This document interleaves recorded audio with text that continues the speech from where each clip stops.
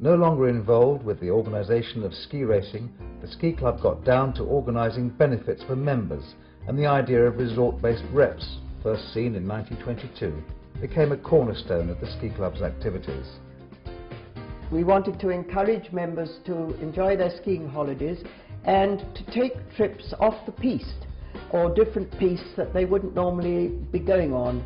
And it was all a very friendly affair, and the ski club reps were good skiers, and they knew their villages and knew their mountains and were able to extract as much enjoyment as possible for the club's members. They had a weekly plan and a program, and they put notices up round the village where they were appointed to, in the hotels and in any place that the notices could be seen. Go around all the hotels and the chalets and pin up a program, hopefully meet people there and say, you've got to come skiing with me. And I would take different standards each day, and probably 2 days a week would be spent doing tests, particularly the bronze test, which was a sort of beginner intermediate sort of test. And then there was quite a lot of testing of the silver, which was really meaning that you can get down most runs competently. They had an office hour every evening. Various hotels in the villages would put them up, and they usually had their office hour in the hotel in which they were staying. And then also they established drinks parties in the hotels. They usually had a weekly drinks party all round, taking it in turns around the village. And this again pleased the hoteliers and the corps directors. And it also brought the club members together, and they could bring their friends. The parties, again, absolutely wonderful. They draw in so many people who otherwise may not have somebody else to go skiing with, and they make lifelong friends.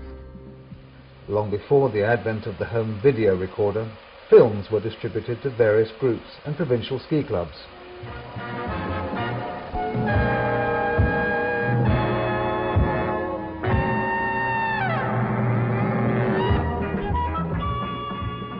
The 60s were now in full swing.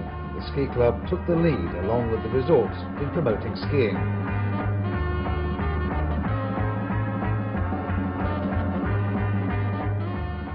The Norwegians tried sex appeal, extolling the virtues of the handsome ski instructor, holding the hand of the most timorous and helpless beginner. If you're in a spot, someone will fly to your aid, especially if you're sweet and helpless. Try it. It's so useful to have a man around. I'm sure you'll agree.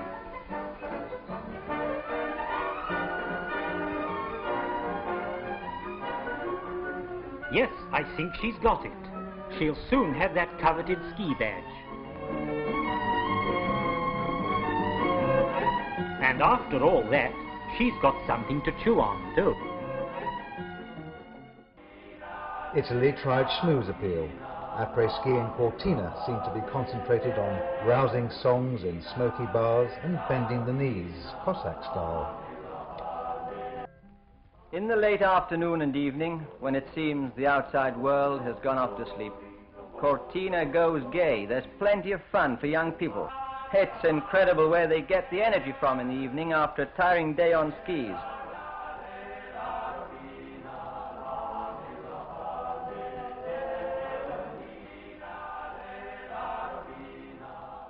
And the Austrians, rather ungallantly, used a long-suffering volunteer to get their message across that anyone could give skiing a try. Well, almost anyone. Skiing instructor Rudy is a perfect gentleman, like all the Red Devils. Gallantly he helps his ski bunny into harness.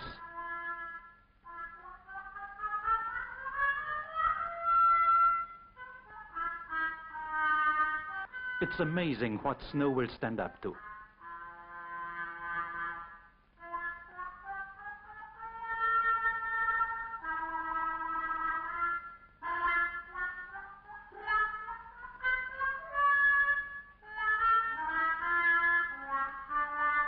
It's not long before the proud Amazon becomes a fallen angel.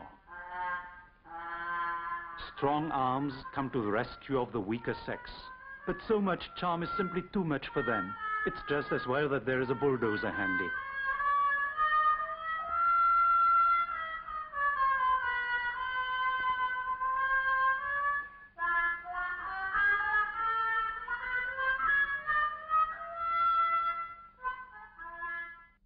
Then there was the rather more svelte English version.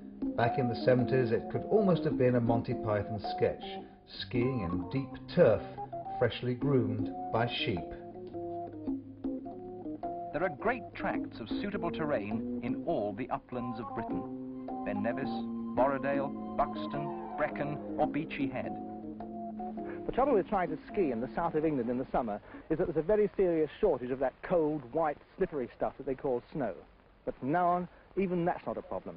The place is Butser Hill, near Petersfield, and the occasion is the second European Grass Skiing Championships, run by the Ski Club of Great Britain. Skiing on grass only came to this country a couple of years ago, but more and more snow skiers are taking it up because it gives them winter sports thrills in the summer. The skis are much shorter than snow skis. They have roller belts like caterpillar tracks, and on really experienced feet they can travel formidably fast. A grass ski meeting has very much the same atmosphere as a snow skiing competition. Casually athletic young men and women sit about in tight trousers, waiting their turn and checking their equipment.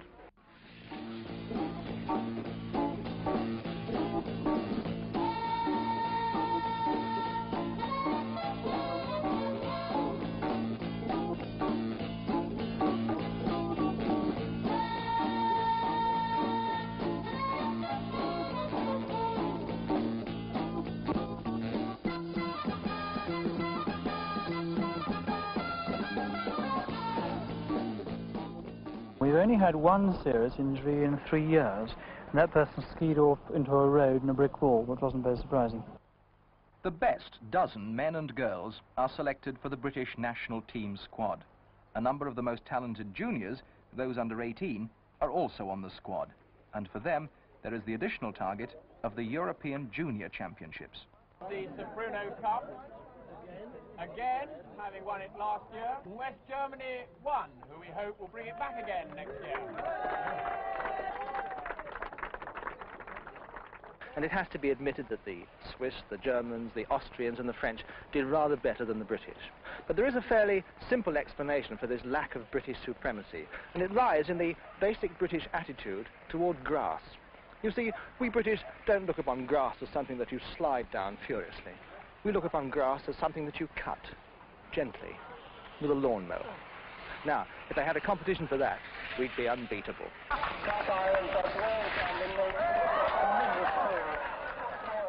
In Scotland, a special breed of skier was beginning to emerge. Early on the crisp, cool winter's mornings, all sorts and conditions of vehicles converge onto the mountain road.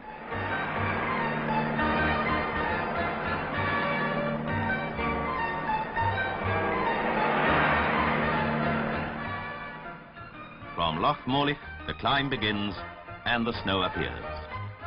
At Glencoe, Glenshee, or in the Cairngorms, there are runs of 1,500 feet and over.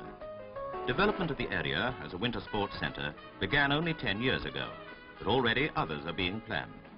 The chairlift is an exciting way to reach the top. It's an experience which never fails to please however many times you do it. Or you can hook yourself to one or all of the 3 T-bar toes, a pleasant way up for the more experienced.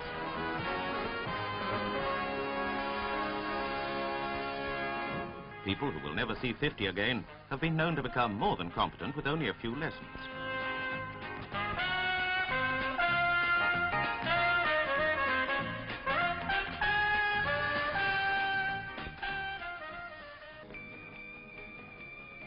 Yes, there is something for everybody at the Aviemore Centre.